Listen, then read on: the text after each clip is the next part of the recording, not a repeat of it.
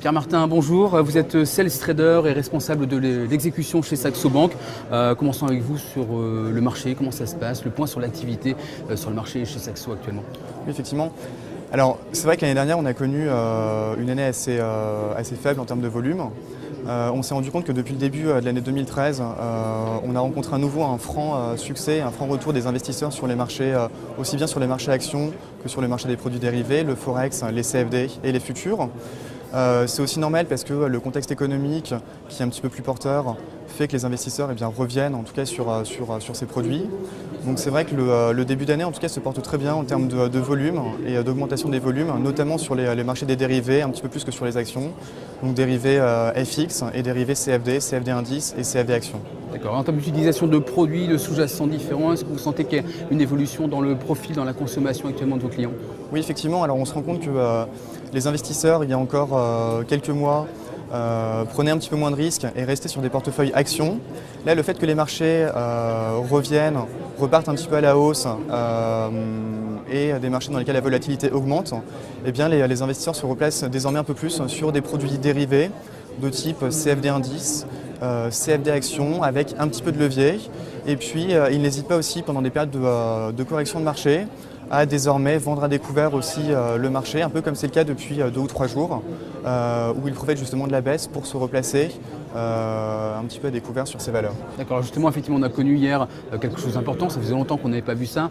Hier matin, on s'est réveillé avec une chute de 7% de l'indice Nikkei, une ouverture en baisse de plus de 2% en Europe, et puis finalement un relatif maintien en fait, aux États-Unis. On a relativement bien résisté.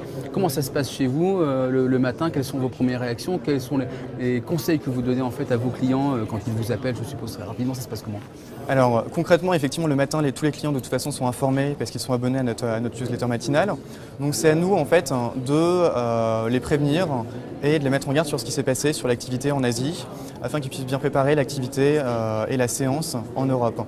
Donc là typiquement dans des séances comme ça, on les appelle très tôt le matin, notamment pour nos clients les plus actifs. Et on les prévient sur l'évolution à venir des marchés. Donc on met en place différents scénarios. On définit avec eux les principaux niveaux de support et les principaux niveaux de résistance. Donc là en l'occurrence c'est plutôt des niveaux de support pour leur dire voilà, le CAC va plutôt être soutenu sur le niveau des 3930, 3940 points. Sur ce niveau, il y a peut-être des perspectives de rachat à bon compte. S'il y a une cassure sur ces niveaux, eh bien, ça pourra descendre un peu plus. Donc protégez-vous, surveillez votre niveau de marge et puis éventuellement protégez-vous sur des baisses si vous pensez que le marché va baisser au cours des prochains jours avec par exemple des achats d'options pour protéger des portefeuilles actions ou des portefeuilles de produits dérivés. Ce qui s'est passé hier, vous avez considéré que c'était un épiphénomène. Est-ce que ça remet en cause le scénario où vous êtes forgé d'un point de vue économique, boursier pour les prochains mois? Et qu'est-ce que votre scénario justement pour les semaines à venir et prochains mois? Alors, nous, notre scénario, effectivement, ce qui s'est passé sur les marchés cette semaine, avec la baisse des marchés asiatiques, avec une première correction sur les marchés européens, pour l'instant, ça ne met pas en cause la tendance de fond de long terme qui est plutôt haussière.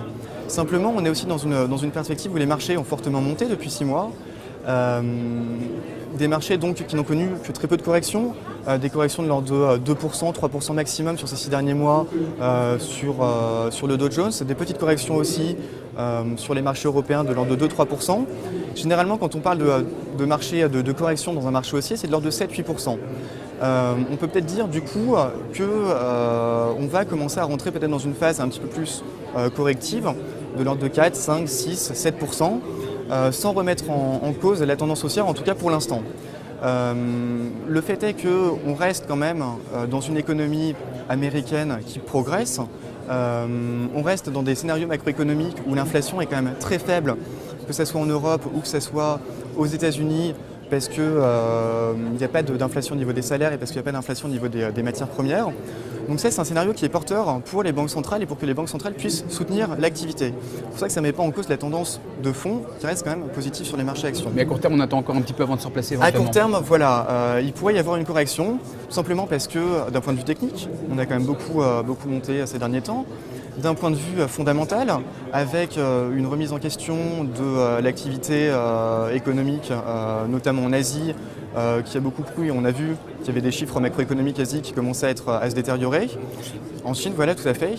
Et puis aussi aux États-Unis, puisque on le sait, et ça commence à être pressé dans le marché. Ben Bernanke va tenter progressivement d'aller un petit peu moins loin dans sa politique d'assouplissement monétaire, voire de se retirer.